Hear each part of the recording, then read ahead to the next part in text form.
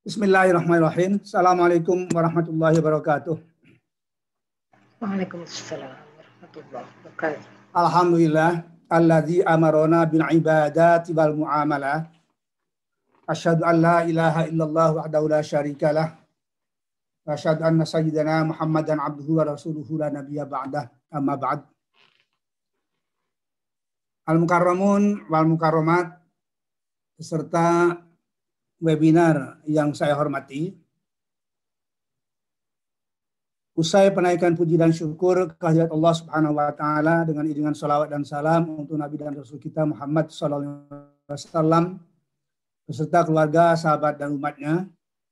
Izinkan sebelum saya menyampaikan keynote speech sedikit mohon waktu mengantarkan apa itu hisi.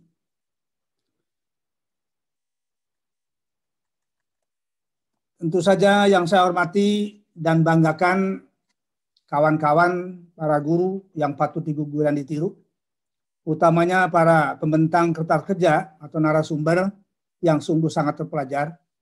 Dalam hal ini Bapak Wakil Direktur Utama Bank Syariah Indonesia, Pak Abdullah Firman,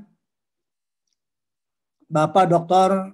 Ahmad Diawan Amin, MSc, Kepala Suhu Perbankan Syariah salah satunya.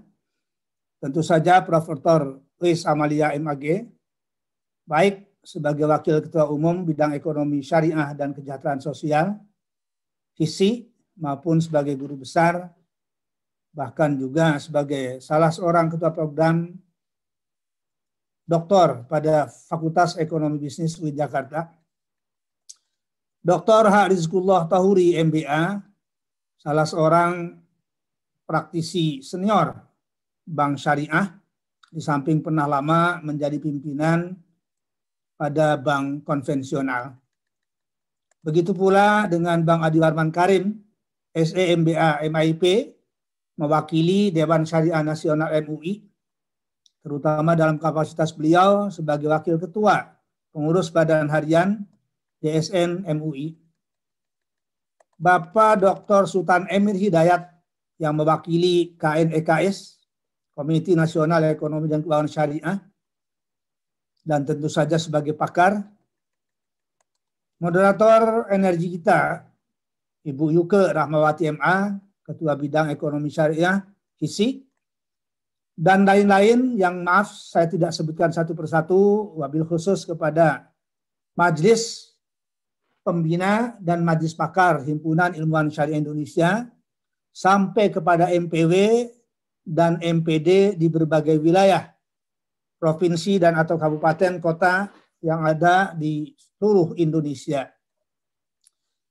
Last but not least, tentu saja teman-teman muda, panitia penyelenggara webinar implikasi merger Bank Syariah Indonesia bagi perkembangan ekonomi syariah Indonesia. Tanpa kerja keras dan soliditas bersama mereka, rasa-rasanya mustahil bisa terlaksana webinar yang cukup markumah atau prestisius ini. Oleh itu, mari kita berikan aplaus terhadap mereka, kawan-kawan muda kita ini, dan untuk kita semua. Ya. Bapak Ibu yang saya hormati, kini sampai kepada pembicaraan kita.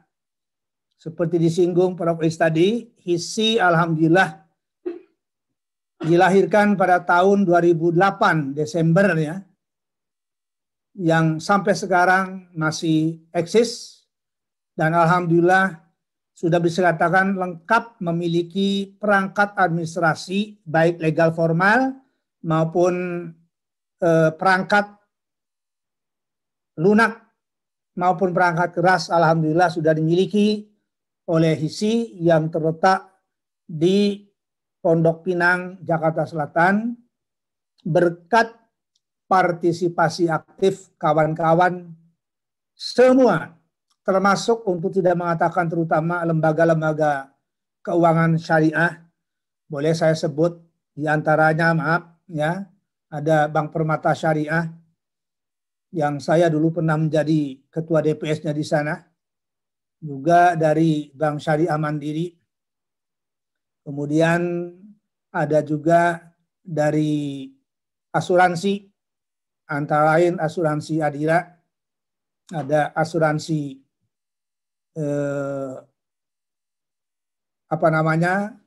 Acas, kemudian ada juga dari lembaga lain termasuk Bazis DKI salah satunya di samping Baznas, Bamuis, YBM BRI, dan beberapa lainnya tidak terkecuali Dompet Duafa. Belum lagi dari kawan-kawan personal yang tidak mungkin saya sebutkan satu persatu, terutama dari kalangan peradilan agama, pengadilan tinggi agama sampai ke Mahkamah Agung secara personal tentunya, dan juga kawan-kawan dari kampus khususnya Fakultas Syariah dan Hukum UIN Saifuddaulah Jakarta, di samping beberapa pejabat UIN itu sendiri yang menaruh kepedulian terhadap hisi kita. Bapak Ibu yang saya hormati, selain mengucapkan terima kasih, kami tetap mengharap dukungan atau bahkan partisipasi aktif bagi perkembangan dan pengembangan hisi ke depannya.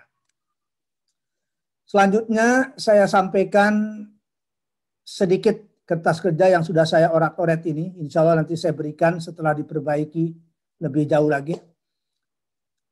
Momentum forum terhormat ini saya isi dengan kertas kerja yang berjudul 3 ciri utama ekonomi keuangan syariah garis miring Islam dalam bingkai negara bangsa Indonesia.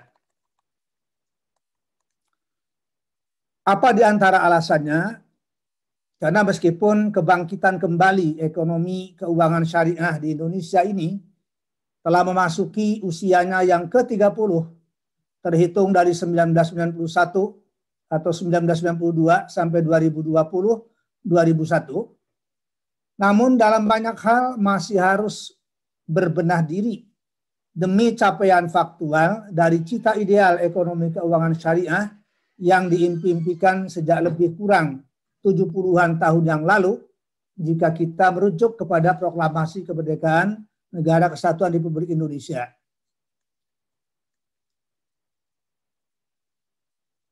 Sebelumnya saya ingin mengutip statement dari Ahmad Ashur yang cukup menggelitik buat saya, mudah-mudahan bermanfaat juga, ketika beliau mengatakan begini, fal mu'amalatu min al ahkam syar'iyyati allati yajibu ala kulli muslimin wa muslimatin an yata'allamaha idil hajatu ilaiha la taqillu anil hajati ila ma'rifati ahkami ibadati bal qad tazidu idil ibadatu tata'allaqu bisyakhsi nafsih wa samratuha ta'udu ilaihi wahdah ambal mu'amalat fa samratuha ta'udu alaihi wa alal mujtama'il ladzi ya'ishu fihi walidha kana bahsul mu'amalat wa bayanu ahkamiha min muhimmatid dinil islami. Aneka ragam muamalah atau bisnis itu merupakan bagian integral dari hukum-hukum syariah yang wajib hukum mempelajarinya atas setiap muslim dan muslimah, termasuk untuk tidak mengatakan terutama hisiwan dan hisiwati. Kenapa? Karena kebutuhan kepada urusan muamalah itu tidak bisa terlepas dari kebutuhan mengenai hukum-hukum ibadah. Bahkan lebih dari sekedar itu, mengingat ibadah ritual hanya berhubungan dengan diri pelakunya sendiri, sedangkan mempelajari hukum muamalah, buahnya tidak hanya kembali kepada personal yang bersangkutan, tetapi juga kembali kepada masyarakat banyak atau masyarakat luas. Nah, yang kedua, saya beri subjudul Success Story Ekonomi Keuangan Syariah atau Islam di Indonesia. Pemikiran hukum muamalah Isa Asyur di atas sejalan benar dengan kesadaran sejumlah tokoh ahli hukum syariah maupun para ekonom syariah di Indonesia. Sebagian kecilnya adalah yang insya Allah menjadi narasumber nanti. Termasuk untuk tidak mengatakan para ilmuwan IAIN UIN pada umumnya dan IAIN UIN Jakarta pada khususnya. Kesadaran perekonomian syariah di lingkungan IAIN UIN Jakarta paling sedikit diwarnai dengan pembukaan bagian muamalah atau qismul muamalah pada Fakultas Syariah di tahun-tahun 1967, jauh sebelum BMI lahir. Yang kemudian menjelma menjadi jurusan Perdata dan Pidana Islam, populer dengan sebutan PPI, dan terkini jurusan Hukum Ekonomi Syariah HKES setelah Perbankan Syariah dan Asuransi Syariah dialih fungsikan ke dalam Fakultas Ekonomi Bisnis. Lebih dari itu, UIN Jakarta malahan sudah memiliki Fakultas Ekonomi Bisnis, walaupun tanpa embel-embel kata syariah maupun Islam, seperti halnya yang dimiliki oleh UIN-UIN lain. Kepanjangannya FEBI. Ya karenanya, mohon maaf, sangat wajar saya kira kalau di sana sini uang UIN Jakarta, mudah-mudahan Prof. Is bisa meluruskan nanti, belum sepenuhnya berada di dalam perbankan syariah atau perbankan Islam. Bisa jadi paralel dengan penamaan FEB tanpa huruf I. Namun lepas dari itu yang jelas, alhamdulillah tidak berlebihan manakala kita katakan bahwa IAIN UIN Syarif di Jakarta merupakan salah satu PTKIN pertama di Indonesia yang bukan saja memberikan respon positif, melainkan juga andil tersendiri bagi penumbuh kembangan ekonomi keuangan syariah Islam di Indonesia. Karenanya tidaklah berlebihan manakala dikatakan bahwa IAIN UIN Jakarta dalam hal ini terutama Fakultas Syariah IAIN yang menjelma menjadi Fakultas Syariah dan Hukum UIN Syarif Hidayatullah Jakarta merupakan salah satu motor penggerak pendirian, pertumbuhan, dan pengembangan ekonomi keuangan syariah Islam paling tidak diwarnai FS IAIN di awal-awal tahun berdirinya Bank Muamalat Indonesia di tahun 1991, 1992, kira-kira selama satu dasawarsa. Dengan demikian, maka dapatlah disimpulkan bahwa usia ekonomi keuangan syariah Islam terhitung sejak kehadiran kembali ekonomi keuangan syariah di Indonesia yang ditandai dengan pembentukan Bank Muamalat Indonesia sampai sekarang di tahun 2020-2021 telah mencapai usia yang ke-30 pada tahun ini. Secara umum dan keseluruhan, manakala kita menggunakan pendekatan konsep syukur, ekonomi keuangan syariah terbilang sukses. Betul di sana sini masih terdapat banyak kekurangan dan kelemahan pada lembaga ekonomi dan keuangan syariah itu sendiri. Namun bertahannya ekonomi keuangan syariah sampai hari ini di usianya yang ke-30 tahun dengan perkembangannya yang cukup signifikan merupakan fakta empiris yang tidak etis rasanya atau malahan kurang terpelajar manakala kita sebagai akademisi, sebagai ilmuwan, dan sebagai sarjana syariah tidak mensyukuri keberadaan ekonomi keuangan syariah, termasuk pembentukan Bank Syariah Indonesia BSI lepas dari pro kontra yang masih tetap ada. Kini di usianya yang ke-30 tahun, ekonomi keuangan syariah Indonesia masih perlu dievaluasi dengan pendekatan berbasis saintifik agar ke depan lebih baik lagi. Minimal bisa mencapai kelipatan 2 kali dari kondisi sekarang, manakala belum bisa mencapai derajat kelipatan ad'afan mudha'afah 10 kali, apalagi sampai 700 kali sebagaimana diajarkan Al-Quran dan Al-Hadis. 2 lipat saya analogikan dengan hasil ijtihad. Jangankan benar, salah pun masih dapat 1. Tapi insya Allah ijtihadnya benar. Lebih-lebih dengan pengembangan ekonomi nirlaba yang disimbolkan dengan wakaf, zakat, infak, sodako, dan lain-lain. Yang lipatan pahalanya bisa kita jadikan sebagai syiar dan sekaligus soko guru untuk mengembangkan usaha ekonomi keuangan syariah. Seiring dengan rasa dan pernyataan syukur kita atas kemajuan ekonomi keuangan syariah dan terutama ketangguhannya dari hantaman gelombang buruk ekonomi konvensional global maupun nasional, seperti dinyatakan oleh para petinggi negara kita, terutama yang aktif benar bagi pengembangan ekonomi dan keuangan syariah, terutama Wapres yang sekarang menjabat sebagai Wakil Ketua KNEKS dan lain-lain, serta Menteri Keuangan kita yang sudah beberapa kali, untuk tidak mengatakan berkali-kali, bahwa ekonomi syariah khususnya perbankan ternyata lebih ampuh dan lebih mampu dalam menghadapi berbagai macam riak dan gelombang tantangan ekonomi dan keuangan syariah baik global maupun nasional dibandingkan dengan ekonomi dan keuangan konvensional. Terkini di saat-saat Ikatan Ahli Ekonomi Islam bersama-sama masyarakat ekonomi syariah, Bank Indonesia, dan lain sebagainya menggelar webinar terbesar di akhir tahun 2020 yang baru lalu. Sebagian kita aktif menjadi peserta di dalam acara itu. Kawan-kawan, hisiwat-hisiwati khususnya dan para pendengar pada umumnya, teramat banyak untuk disebutkan, apalagi diurai satu persatu, organisasi pendukung atau minimal sebagai mitra kerja lembaga keuangan syariah, bank maupun non-bank di Indonesia ini.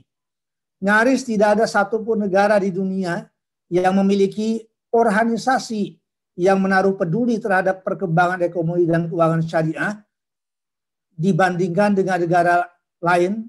Indonesia yang kelihatannya tampak paling kaya raya dengan organisasi.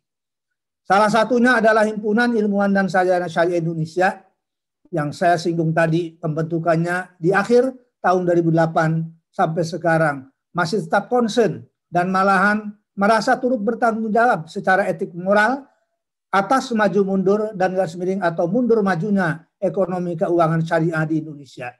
Sebab hisi kelahirannya tidak bisa dipisahkan dari IAIN, UIN, Syariah Jakarta secara umum dan secara khusus dari Fakultas Syariah dan Hukum yang kebetulan waktu itu saya sebagai dekannya. Pergelaran webinar sekarang ini merupakan bagian kecil saja dari antusiasme hisi terhadap ekonomi keuangan syariah yang sudah berkali-kali bukan hanya melakukan gelar webinar, tetapi juga kegiatan-kegiatan lain termasuk dalam usaha mengupayakan kewenangan peradilan agama dalam menyelesaikan perkara-perkara ekonomi keuangan syariah. Meskipun masih belum seberapa banyak jika dibandingkan dengan perkumpulan atau organisasi-organisasi ekonomi keuangan berbasis kesarjanaan lain-lainnya, namun memang kehadiran hisi bukan untuk menjadi pesaing, tidak untuk menjadi kompetitor, tetapi ingin menjadi salah satu anggota yang bersama-sama organisasi-organisasi yang lain turut memikirkan dan mengembangkan ekonomi keuangan syariah. Para peserta webinar, baik yang melalui Zoom meeting maupun melalui YouTube, rahimakumullah, sedikit dari BMI hingga BSI. Tentang BMI sudah saya singgung tadi serba singkat. Kini sampailah kita pada pembicaraan dengan subtopik Bank Muamalat Indonesia hingga Bank Syariah Indonesia, atau disingkat dari BMI hingga BSI. Sebagaimana diketahui bersama, pemerintah Republik Indonesia di penghujung tahun 2020 dan awal tahun 2021 telah mengambil kebijakan yang sangat signifikan saya kira dari banyak sisi dengan memerger 3 bank terbesar di Indonesia, Bank Syariah maksud saya, Bank Umum Syariah, yakni Bank Syariah Mandiri, Bank Rakyat Indonesia Mandiri, BRIS, dan Bank Negara Indonesia Syariah, BNIS. Menjadi Bank Syariah Indonesia terbesar saya kira dan terkemuka tentunya di Indonesia, meskipun sebagai pendatang baru, mudah-mudahan kelak pada saatnya nanti akan menjadi yang terbesar di seluruh dunia, sesuai dengan kenyataan klasik yang selalu didengung-dengungkan bahwa Indonesia adalah negara terbesar, penduduk muslim terbesar di dunia, atau the largest of Muslim in the world. Bahwa kehadiran BSI sejak masih dalam bentuk wacana sampai sudah menjadi kenyataan, masih tetap menarik perhatian, paling tidak sebagian ahli dan lembaga keuangan. Ini merupakan sisi lain yang secara umum dan keseluruhan insya Allah positif adanya. Lebih-lebih manakala kita mengedepankan positive thinking dalam melakukan pembahasannya nanti. Paling tidak menurut sebagian masyarakat, para pegiat ekonomi baik yang bersifat perorangan, diantaranya saya sebut saja di sini yang baru dikukuhkan keguru besarannya selain Prof. Uis, ada Prof. Jawahir Hijazi, ada juga Prof. Arif Nuryanto, dan lain-lain. Yang juga dari persyarikatan, misalnya persyarikatan Muhammadiyah, yang paling tidak untuk sementara ini masih tanda kutip menyaksikan sukses BSI dari sisi keadilan dan pemerataan keuangan syariah bagi umat dan masyarakat Indonesia pada umumnya. Nah, tentu memiliki argumentasi tersendiri. Nah, tetapi pada saat yang bersamaan, saya yakin pemerintah sudah memikirkan segala dampak dan kemungkinan dari keberadaan pertumbuhan, apalagi kemajuan ekonomi keuangan syariah di Indonesia ini. Tapi apapun ceritanya, tanpa dukungan yang menyeluruh dari masyarakat dan umat, ya tentu perjalanannya akan menjadi lain. Nanti dikupas oleh narasumber yang membidangi betul-betul ahli dalam bidang itu. Saya pribadi dalam konteks seminar yang bertemakan implikasi merger Bank Syariah Indonesia bagi perkembangan ekonomi syariah di Indonesia, dihubungkan dengan peduli pemerintah terhadap perbankan syariah yang oleh sebagian ilmuwan ekonomi syariah dianggap masih perlu ditingkatkan untuk tidak mengatakannya masih rendah atau lemah kepeduliannya. Misalnya sebagian ilmuwan atau guru besar yang saya sebutkan tadi menyatakan ada sekitar 5 faktor internal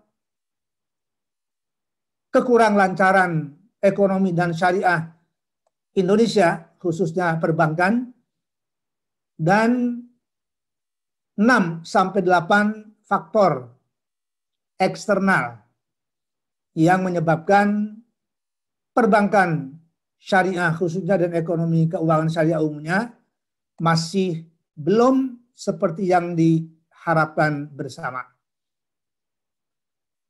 Salah satunya adalah tadi itu, yakni peduli pemerintah, saya ulang lagi menurut guru besar baru Fakultas Syariah dan Hukum yang saya sebut namanya tadi. Tapi cukup alasan saya sampaikan 1-2 contoh konkret.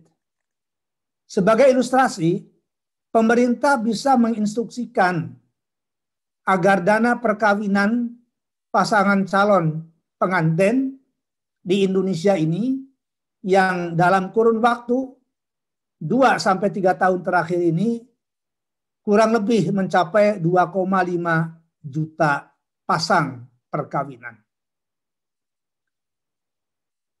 Dengan pendanaan lebih kurang dipatok 600 ribu rupiah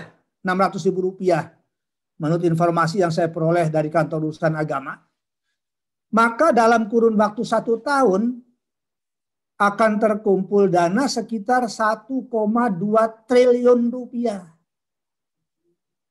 Itu contoh konkret. Sayangnya ini belum diperintahkan, disimpan ke dalam bank-bank syariah. Nah, mudah-mudahan dengan terbentuknya BSI ini nanti pemerintah kita semakin meningkatkan kepeduliannya untuk terus menggali dana-dana keagamaan Islam khususnya.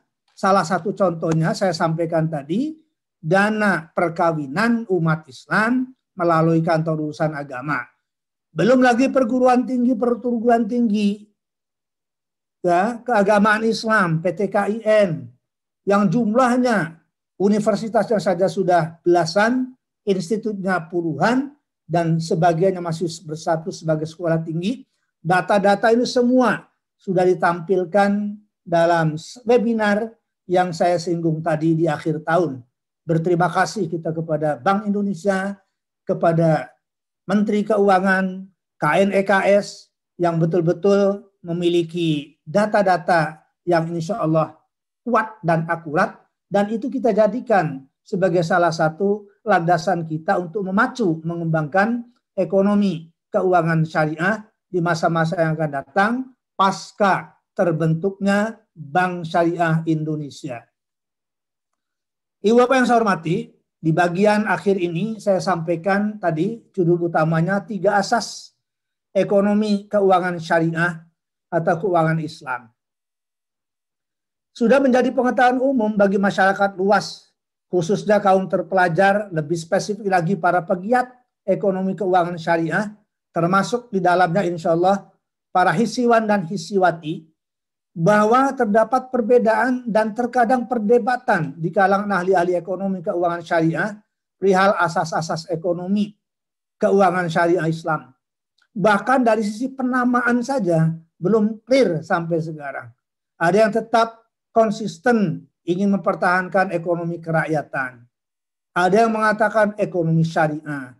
Ada yang mengatakan ekonomi Islam. Dan seterusnya. Saya kira tidak terlalu menjadi masalah. Tapi semoga terus berbasis kepada 3 asas berikut ini. Pertama, berasaskan tauhid.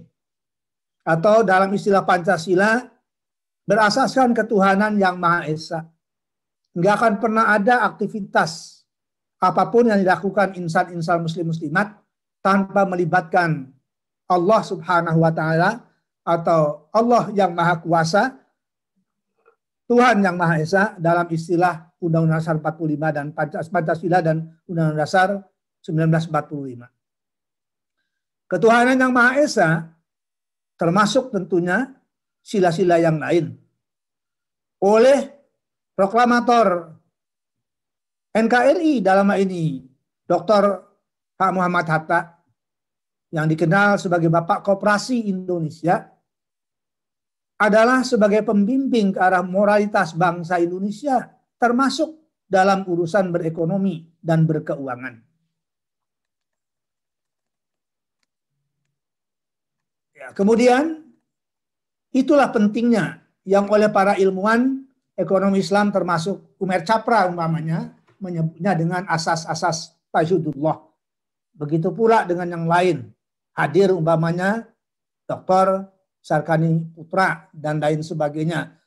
Termasuk Pak Dr. Yawan Amin. Apalagi ini beliau ini menulis buku ya apa itu? The Satanic Economy ya. Luar biasa. Yang kedua asas keadilan. Dalam hal muamalah, agama Islam menempatkan urusan keadilan di atas lain-lainnya. Boleh dicek antara lain banyaknya kata keadilan yang disebutkan dalam Al-Quran setelah lafzul jalalah dan ilmu pengetahuan. baik dalam situasi lapang, tanda kutip damai, maupun dalam situasi sulit, tanda kutip perang, termasuk perang melawan COVID-19 atau coronavirus di tahun duka cita, yang kita pinjam istilah Arab Amul Huzn di 2020, entah sampai kapan ini, belum akan berakhir kelihatannya. Perhatikan Al-Quran dan Al-Hadis, banyak sekali yang mewajibkan keadilan ini dijadikan asas perekonomian dan keuangan. Apapun saya katakan tadi sebutannya, mau ekonomi Islam, ekonomi syariah, ekonomi kerakyatan, dan lain-lain sebagainya.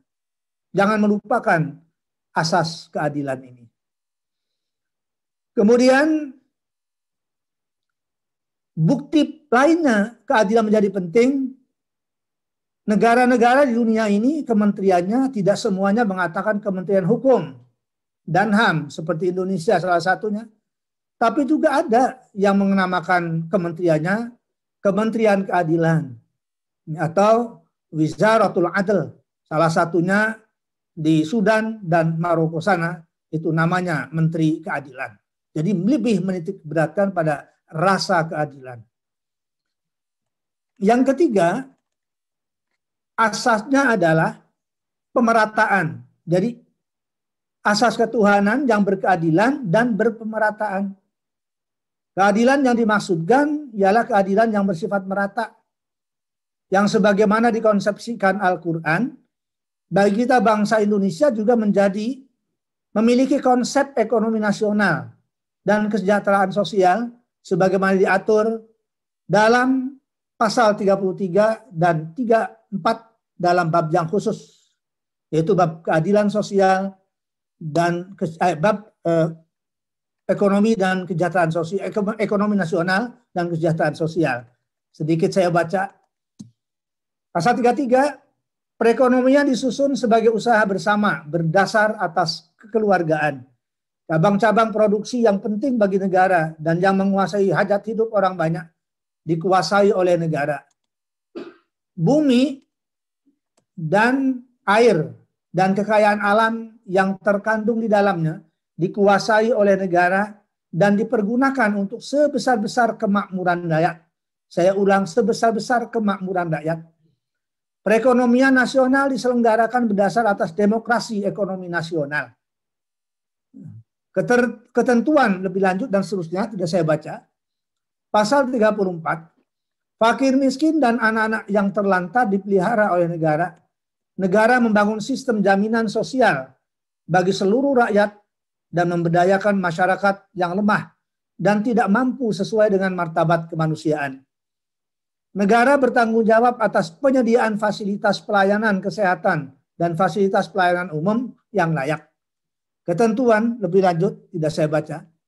Inilah teori besar atau grand theory yang mendasar bagi ekonomi keuangan negara Republik Indonesia sebagaimana diamanatkan konstitusi yang secara umum dan keseluruhan sangat bersesuaian dengan cita ideal ekonomi syariah yang terpetakan dalam konsep induknya yang populer dengan sebutan maqasidus syariah, terutama maqasid atau maksad kelima yakni hifdzul mal. Ya, insya Allah sebentar lagi, sedikit lagi. Konsep hifdzul mal dalam benak kami tidak semata fokus dengan ekonomi individu atau rumah tangga, tetapi juga bertautan dengan konsep ekonomi negara bangsa, dalam ini negara bangsa Indonesia.